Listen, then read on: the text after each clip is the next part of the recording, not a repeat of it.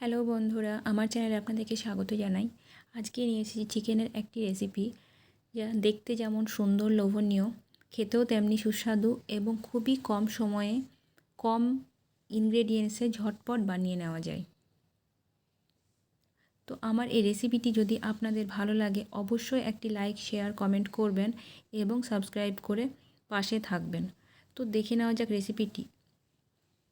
এখানে আমি চিকেন নিয়েছি কড়াইয়ে, ভালোভাবে পরিষ্কার করে ধুয়ে নিয়েছি। এবার ওর মধ্যে আমি দিয়ে দেবো পেঁয়াজ, রসুন কুচি, কাঁচা লঙ্কা, এলাচ, দারচিনি, লবঙ্গ আর আলু।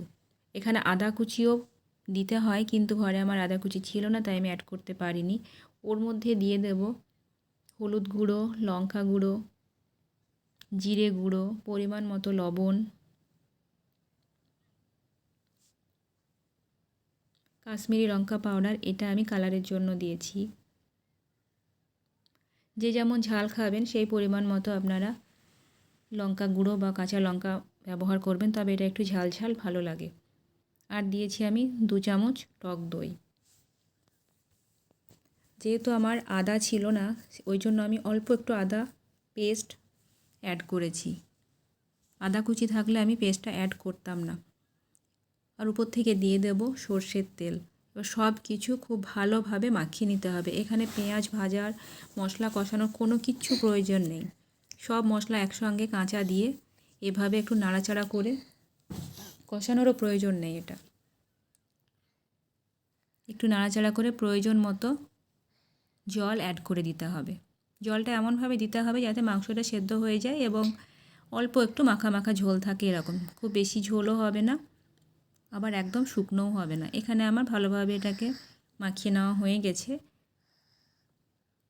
এদিকে আমি গরম জল বসিয়ে দিয়েছি।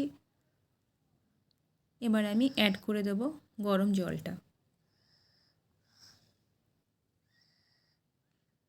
গরম জলটা অ্যাড করে দিয়ে এটা ফুটে উঠলে আঁচ কমিয়ে দিয়ে ঢাকা দিয়ে রান্না হতে দেব।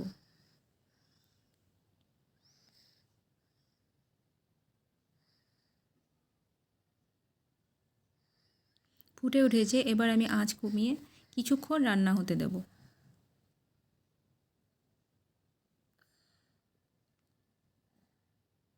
এখানে রান্না আমার হয়ে এসেছে, যে আলুটা সেদ্ধ হয়ে গেছে মানে রান্না হয়ে গেছে।